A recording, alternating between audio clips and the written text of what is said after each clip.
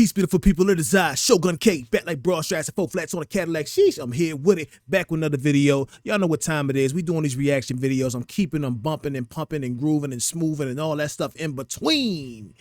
You know what I mean? With the gangster lean. You see what I did there? This video's called Mom Realizes Her Son is a Wanted Killer. That's right. One of the worst things you could be told as a parent is that your baby is a wanted killer. Let's get to it. Like, comment, subscribe. Don't forget, subscribe is free.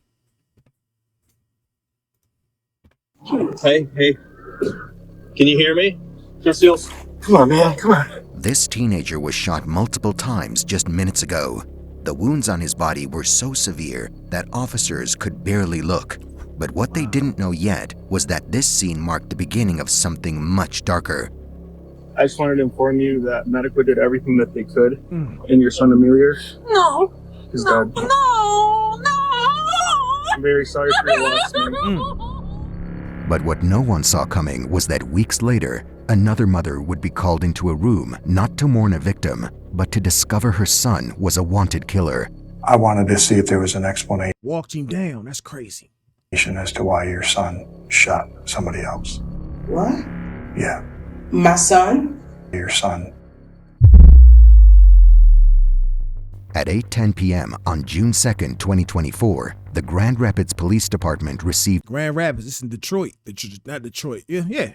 Not in Detroit. It's in Michigan. You know what I'm saying? Grand Rapids got a high crime rate like Baltimore and Detroit, like 7 to 8 mile type shit. multiple 911 calls from Umatilla Street Southeast near Madison Avenue. Rapids 911, what is the location of your emergency? I'm right here on Paul and you Umatilla. Some boy just got shot right here. 911. Yes, we need emergency over here on 413 Hall. Somebody was just gunned down in the parking lot. She is breathless. Please, ma'am, hurry up. Are you with the patient? Yes. Okay, do you know who shot it? Hurry up. I saw him, but I didn't see the description, Okay. bro. I don't know who that was. Still, All right, bro. you're already on the way. The urgency in the caller's voice hinted at something far more serious unfolding. Hence, officers were dispatched immediately. At the scene, they found a teenage boy lying in a pool of blood, struggling for his life. Wow. Hey, it was one. I saw it, man. It was one guy. I need you guys to go over there. We'll talk to you in a minute, okay? Come on, man. Come on. Yeah, no demos. Calling a lady from her son's phone saying her son got shot. Milli Penn. What no one expected was that he was already beyond saving. The medical examiner would later describe injuries so catastrophic that survival was never a possibility. But in those first crucial minutes, paramedics fought anyway, because the victim was a teen and his mother was racing to the scene. He was identified as 15-year-old Milli Penn. 15 years old. That's a baby, man. This gotta stop. 15 years old, your whole life ahead of you. And it's another teen that did it for sure. So you finna you throwing your life away, not throwing it, you threw your life away and took his. That's crazy. 15 years old, man. Rest in peace to this young man. Rest in peace to this young man. I pray the Most High comforts the family. Pray God is with y'all every step of the way, man. This is crazy. Just minutes earlier, he had been playing football with friends, but now, officers were preparing to deliver devastating news to his mother, Cardier Pascal. So, Claudia, I told you I'd come back and talk to you, okay? I just wanted to inform you that medical did. Look, she already know. You see the look in her eyes right here? She already know what they finna say. You see the look, she already know. You know what I'm saying? She could probably felt it in her spirit, in her gut, in her heart, that something was off. She already knew. Everything that they could, and your son Amelia is dead. No. I'm very sorry for your loss, man. Milli Penn was shot 8 times, all from behind. The wounds were so severe that there was no chance to save him. He was pronounced dead at the scene by paramedics.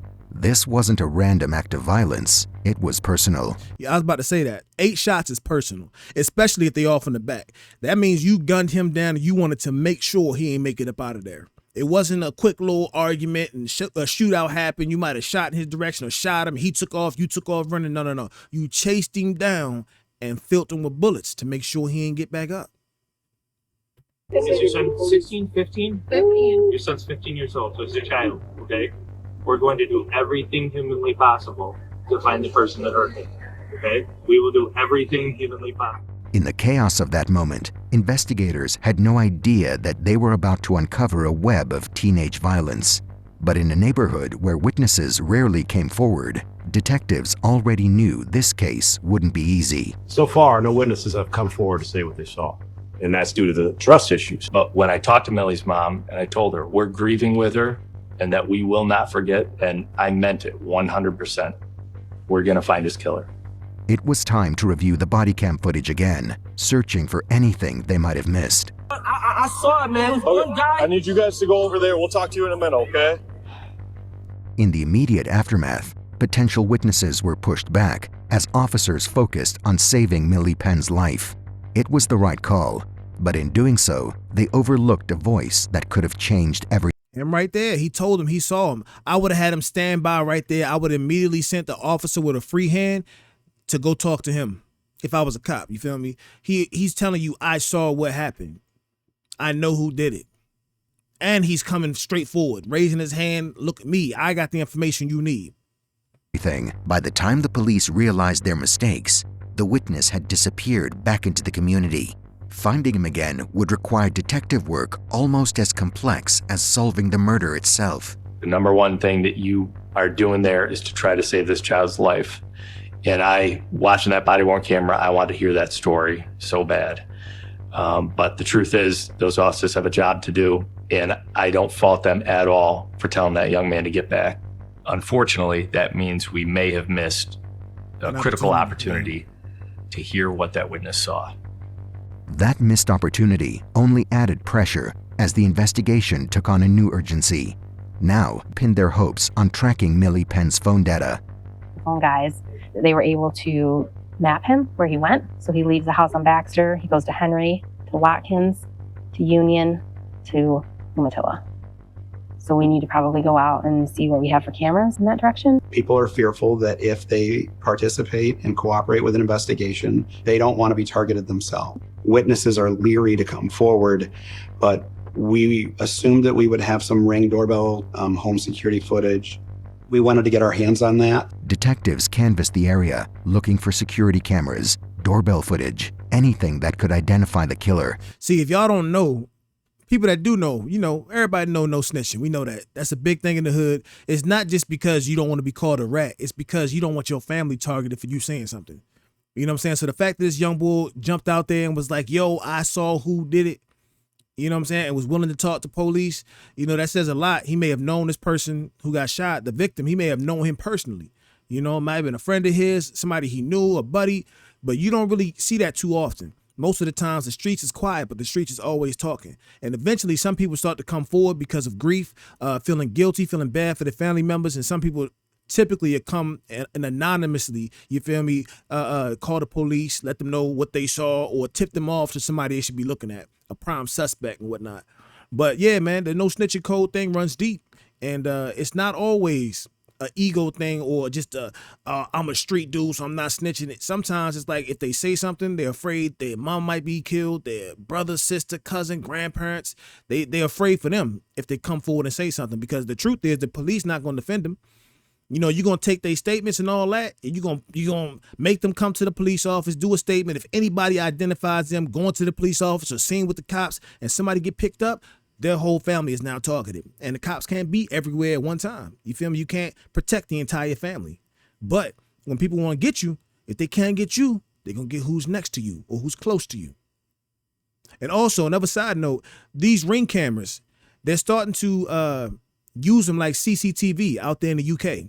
In London and stuff, they have a whole CCTV network, kind of like what Batman was doing. In the Batman movie, remember when he had all the cameras set up all around Gotham City so he could see everything that's going on? That's how CCTV is over there in the UK. That's why they don't be having guns out like that, because it's cameras everywhere. And so you pretty much caught on camera. If you know what I'm saying, you gun somebody down, even if you stab somebody, it's on camera and they got a better chance of catching you. They're trying to do that same thing here in the States, whereas they don't have to rely so much on door-to-door eyewitness. They can have the camera footage because they can sync right into your Ring camera without your permission. You feel me? Any one of them cameras you got on your door, they can access it without your permission and without your knowledge. They can go in there, pull the data and see what's going on. And that's what they're trying to do. Hi, I'm a detective with the police department. Saw you had a camera out front. I'm wondering if that works at all? Hi, dear. There's no problems. I saw your camera. Can I talk to you for 2 seconds? No issues, I promise. Okay. Thank you, dear. After days of searching, they finally caught a break. Security footage from a nearby business captured the entire sequence of the shooting. It was grainy and distant, but it told a story. You can make out that Millie ran as the suspect chased him. We can see Millie fall. The suspect's arm is extended and that he's shooting at Millie. And then we see the suspect run back toward the east. Shooter's gonna walk up through here. You'll see right about here, people scatter. Victim sprints this way, suspect sprints this way, victim goes down right here. Suspect is up, it's blurry. Suspect's with the victim for, I don't know, 2 seconds, and then you see the suspect sprint straight back up through here. The footage confirmed what the autopsy had revealed. Millie had been running for his life. All 8 bullet wounds came from behind. The killer had chased him down, executed him in cold blood, and was still on the loose. But finding answers in a community where snitching could get you killed wasn't going to be easy. We're encouraging more people to come out of the woodworks and say, yes, we don't want this in their neighborhood. But in 2022, distrust in the police department was at an ultimate high. I can't even imagine how scared he must have been. And my heart just... Did he say the trust in the police department was at an ultimate high? Nah, I didn't hear that right. Did I hear that right? Did he say that? It is extremely frustrating that we had 15-year-old Millie killed in broad daylight with numerous witnesses. And because of this trust issue, those witnesses aren't coming forward. Yeah. However, detectives found something chilling on Milli Penn's phone. A Snapchat audio message from just minutes before he was killed. That voice message was the last time anyone heard Millie speak. Now, I don't know who's looking for me, but they're spinning in a white Durango with tints, and I'm scared as hell. How far before the shooting was that recorded? I thought it was 7:38, but that one looked like it's on 8:02. That's like That's right like out the heel. minutes. Yeah. Because the call came in at 8:09. Yeah. Every word Millie spoke became evidence. It proved that this wasn't a surprise. Nah, that was a hit. He said this car keeps spinning around, this white Durango. It was an execution he saw coming, but couldn't outrun. Someone in a white Durango had been hunting him, and Milli Penn knew he was in danger. While the police searched for evidence, there was one person who saw everything. The teenager eager to share what he had witnessed as soon as officers arrived on the scene. But his voice was lost in the chaos, and that silence came at a cost. However, had they listened to him earlier, they might have gotten to the suspect much faster. This boy picked up his phone after the shooting and was just like, ma'am, get over here. I'm so thankful that he called me. And he stayed on the phone with me until I made it there. Probably was hugging him, seeing him catch his last breath. I just kept telling that boy, please, Tom, don't die. And he was like, your mom needs you. Please, dude, don't die. She's right here. Cops spotted the teenager at a local park and approached him. But talking there risked his street cred.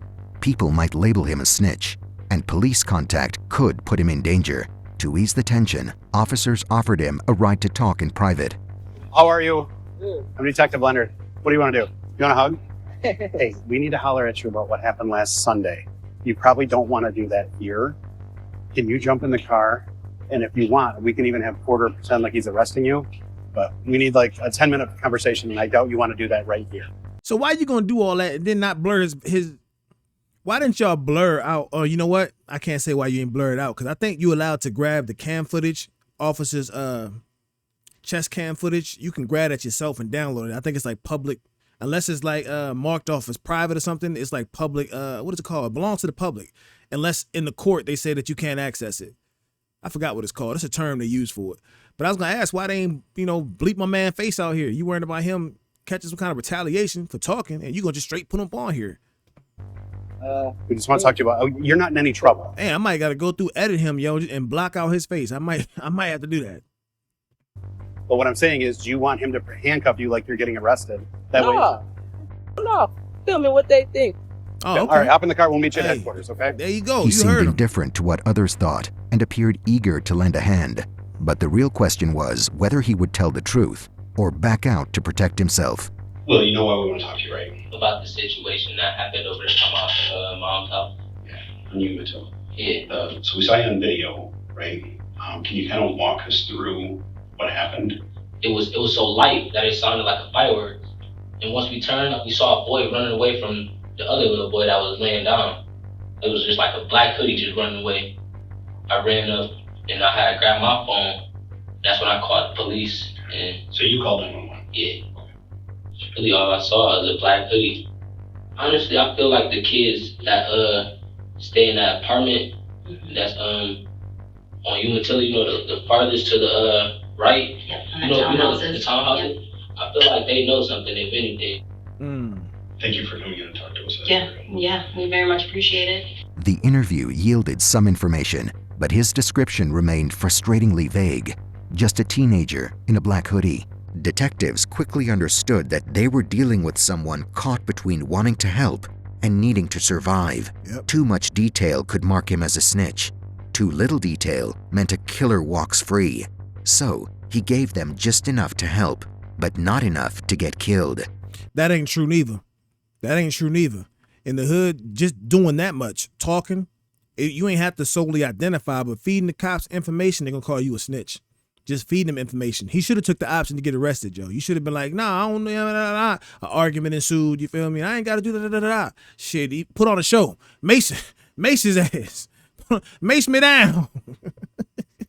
Mace me. Help me, please. Somebody call my mama. Police brutality. You feel me?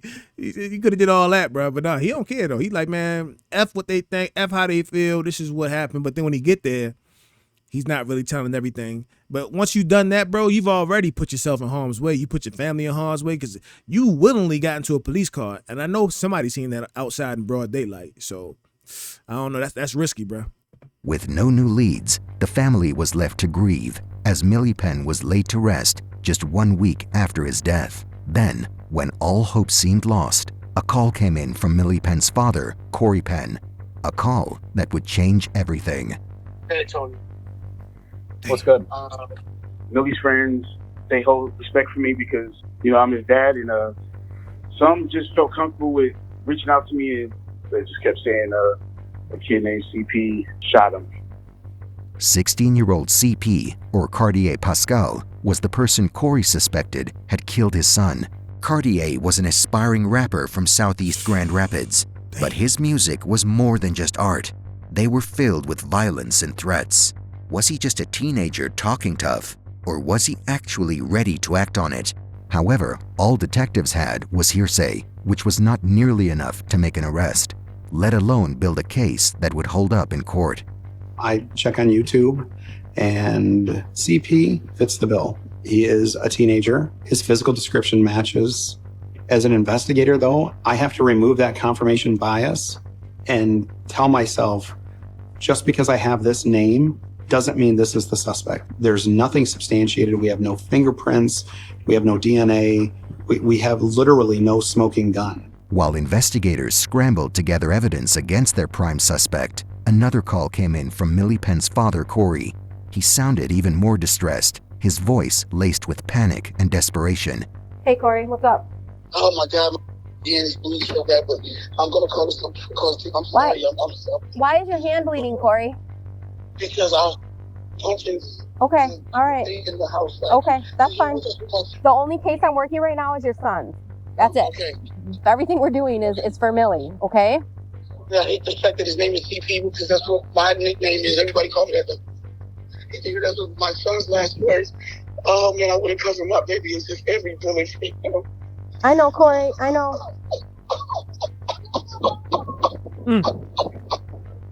Acting on Corey's tip, investigators pushed forward, determined to find any clue. Man, no parent should have to bury their kids, man. No parent should have to bury none of their children, man. That could bring Milli Penn justice. However, something unexpected turned the entire case on its head. Corey had posted photos of Cardier Pascal on his Facebook, naming him as the shooter, and publicly vowing revenge. His cover picture of his Facebook to a pistol with 2 pieces of clothing that says revenge. That to me it's a very clear, distinct message that he is going to seek vengeance for or against anyone who participated in the killing of his son. While Corey's anger made sense, detectives weren't sure if his post was a good idea. They worried it might have alerted Cardier Pascal and compromised the investigation. I mean, we thought Dad was going to pull the ripcord and just go hunting for him and kill him. Jen and I talked, and we thought there's a chance CP is not going to be alive at the end of this weekend. Tony was telling me, stay off the internet. Don't post that, you know. It's hard to place your trust in someone else when it's concerning your child. Right. You know. Corey was furious and unpredictable, pushing detectives to act quickly. As the investigation progressed, they dug deeper into Milli Penn's phone. What they found was disturbing. Several videos of violent street fights, some even featuring Milli himself. However, one video stood out from the rest. It showed Milli beating Cardier. That's CP. And this could be one of the fights where he gets humiliated. This video was believed to be the motive behind Cardier Pascal's deadly retaliation against a Milli. So it looked, from that video, it looked like they was jumping him though. So this was a revenge joint. You feel me? This was a revenge joint, man. It's crazy. Penn. It wasn't just proof of a fight. It was clear public humiliation. Boom, bop. See? Homie jumped right in. Bop. Right there. I'm gonna catch it this time the right way. This could be one of the fights where he gets humiliated. This video was believed to be the motive behind Cardier Pascal's deadly retaliation against a Milli Penn. It wasn't just proof of a fight. It was clear public humiliation. Right there. Homie jumped in. They squabbling. They catching the fade. Homie jumped in. And then somebody else gonna jump in. Look. Boom! Who that right there? Officers suspected that in the twisted logic of street justice, the only way to restore Cardier's reputation was to ensure Milli Penn learned a lesson. But even as the pieces started to fit, the investigation was far from over. Just as the case seemed to be taking shape, an unexpected twist emerged. know how when we see you were dead. He say he got his gun on him, but he ran with it. Like that Kaye, we gon' do the race. If that was me, boy, I would've shot you in your face. Cardier had released a disc. And they ain't learned nothing from Kaye. For y'all that don't know, Kaye was a rapper who went and made a song called The Race, where he talked about, you know what I'm saying, catching a body and running from the police and all that. And it turned out to be true. With his case, though, he ended up beating one of the charges that got him life, but I think he still got like 50 years or something like that. But another kid, a baby, went in the system. He ain't getting out till he like 70-something. 70-something years old. Whole life gone. Whole life gonna be served in a penitentiary. You feel me? Like, that's no life for these kids. No life for anybody, especially a child. We got to do a better job at teaching our kids, man. Guns down, gloves up, especially the young boys. Especially the young bulls, man. Put them guns down, put them gloves up, man. We can squabble like men. And then you make them shake after that. But, you know, a lot of neighborhood beef, gang beef, and all that kind of stuff prevents that from happening because there's been so much bloodshed. But we got to do something. Track targeting Milli, laced with violent threats. The kind of things no one would wish on their worst enemy. The video not only featured disturbing lyrics, but also showed him casually flaunting firearms. For the detectives, this was no longer a coincidence. Cardier's name held weight in Milli Penn's murder. He is almost putting out a lyrical warning. These are my intentions. Milli did a lot of things that he should not have been doing, none of which means someone's going to shoot and kill him. But to make an arrest, they still needed something more.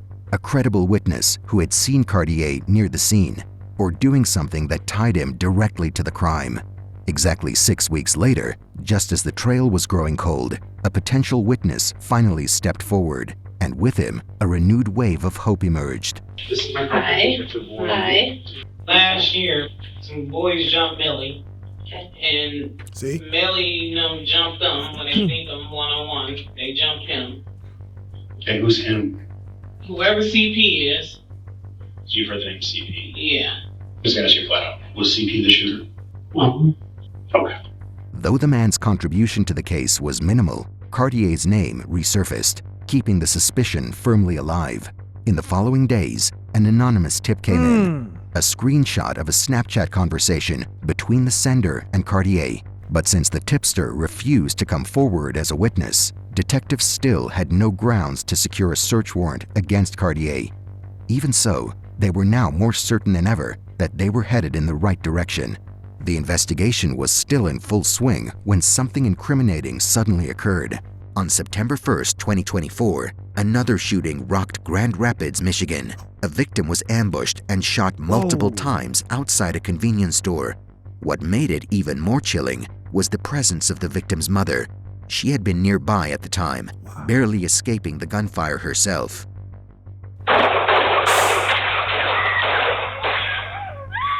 Suspect description: teenage black male, gray hoodie with a mask, possible dreads, left front northbound. Were you here when it happened? No, when I pulled up, people was telling me I should have just pulled out. Is there someone in there looking for cameras? Yeah, someone just walked in.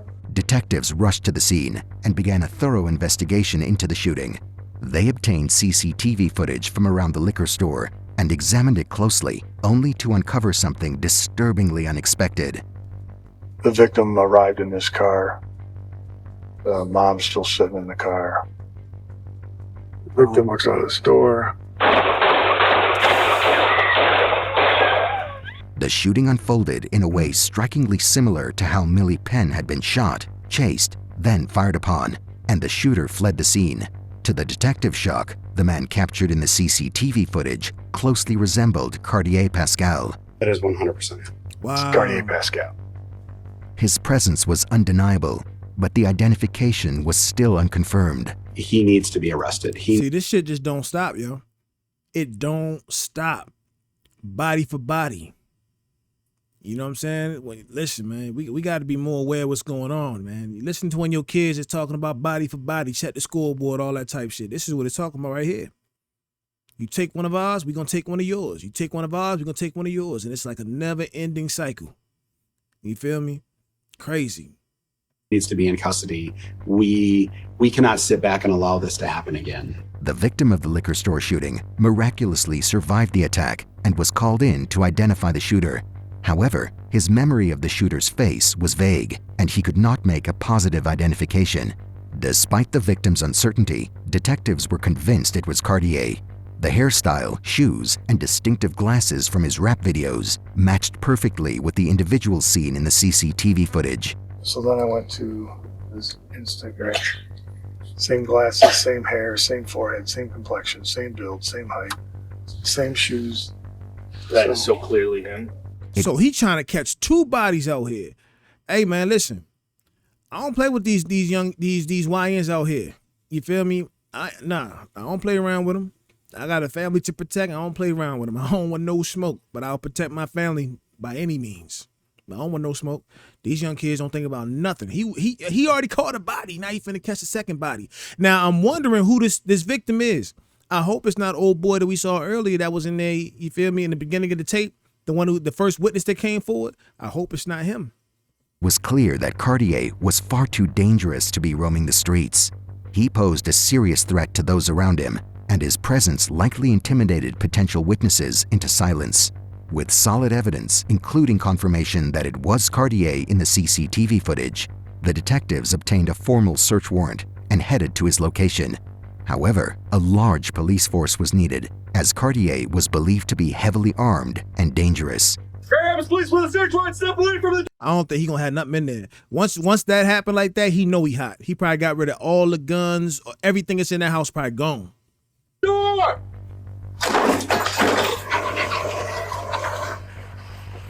He gonna be in that joint chilling like he ain't do nothing. Police search warrant. Cardier Pascal, make yourself known. Come up to the sound of my voice. Hands on top of your head, nothing in your hands. Cartier, hands on top of your head, nothing in your hands. Police search warrant. Hands up. All right, hands up. Come on out to me. Keep coming. All right, come on out. Come on out. Okay. Come on out. Okay. Face away. Face away. Okay. Surprisingly, Cartier did not emerge with any weapons or show any signs of hostility. Told you. When they get caught like that, bro, then they cleaned the house already. Then they threw the guns away, got rid of the guns, got rid of the shells, the bullets, washed their hands, clipped their fingernails, all that stuff, man. Unless he wore some gloves and he ain't got clipped no fingernails. But, yeah, he gonna be up in that joint probably playing Madden, acting like ain't shit go down. These kids is different. He was in the back seat of Officer Klein's cruiser. As I'm staring at him and I'm looking at him, I don't see a monster. I don't see a killer. I see a scared kid. Cardier Pascal and his mother were taken into custody for questioning, with Cardier being formally informed that he faced serious criminal charges. Your mom and your name's Cardier, correct? Can you tell me where you were on Sunday, on September 1st? I don't know. I'm aware of that. Okay. Since you've cut your hair since then, but you got the same glasses and the same COVID mask and everything since then. When did you cut your hair? A week and a half ago.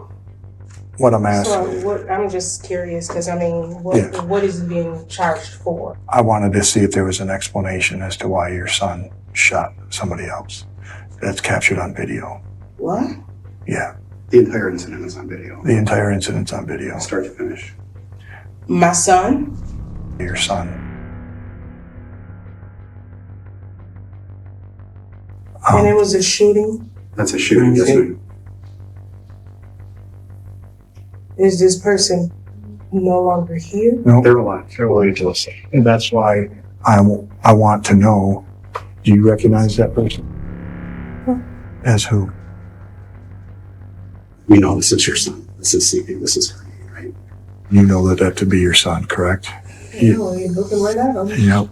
On September 17th, Damn, you see how they got that out of her? The minute she said yeah, she positively identified him in that photo. That's why he didn't say nothing. That's why he wanted to see what angle they had. You know, he like, let me see. He wasn't expecting that aerial view, I don't think. That's why, you know what I'm saying? That's why he ain't covered the whole face. He wasn't expecting that view, that angle on that view. 24, after Cardier's mother confirmed that the person in the CCTV footage was indeed her son, investigators moved forward with his arrest. Though the arrest was officially for the liquor store shooting, detectives hoped that Cardier, being behind bars, would encourage witnesses to come forward without fear. By then, justice for Milli Penn was being pursued through Cardier's arrest in connection with the broader case. 17-year-old Cardier Pascal was charged as an adult with open firing with the intent to murder for the liquor shop shooting. In addition to this, he also faced felony weapons charges related to the case. Hereby, justice for Amélière Milli Penn remains unfinished, but hopeful. Hey, hold on. There it is, y'all. So y'all seen that right there, man. That's a crazy case. And the craziest thing is this happens every day. Every day, man. Our kids is out here, babies killing babies, man. Destroying their lives, destroying the community lives, taking away their lives, taking away your baby's lives, man. Shit. It's a crazy cycle, man. We got to do better. So we got to do something. Something got to change, you feel me? Like, these are babies. Babies running down and gunning them down like that, gunning each other down like that. That's crazy, man. And I'm not saying it as if I don't know how that is because I come from that same environment. You feel me? I come from that same environment. So I know the mindsets. I know, you know, respect is a big thing. Respect is a big thing. And people die behind their respect and they take lives behind their respect. You know, once somebody put hands on somebody, it's up from there. Once somebody put hands on somebody, it's up from there. You never know where it's going to go from there. Once somebody has been physically touched, it ain't like back in the day where you could just wreck in the neighborhood or have some neighborhood be two cats wreck, y'all go about y'all business. Nah. But even back in those days, even in my days of that being the thing, bodies were still dropping though behind that. We just got to find a better way to deal with these problems, man. It's not going to result in somebody sliding and catching the body, leaving people, parents in tears. Now your family's in danger, you in danger, and your life is thrown away. You feel me? We got to do better, man. Make sure y'all like, comment, subscribe. Let me know what y'all thought about this case. We're going to check back in with this. This just happened in 2024. So we'll check back in and see if Cardier get hit with this charge or not. If I come across it, I might not. If y'all see it, if somebody see it, let me know. Send it to me. You can reach me at shogunkay@gmail.com. DM me, you know what I'm saying, on TikTok, Instagram. It's all the same name. Hit me on there. Send me a video. You got any videos that you've seen you want me to react to? Let me know. Send them to me. shogunkay@gmail.com. Till next time. Peace.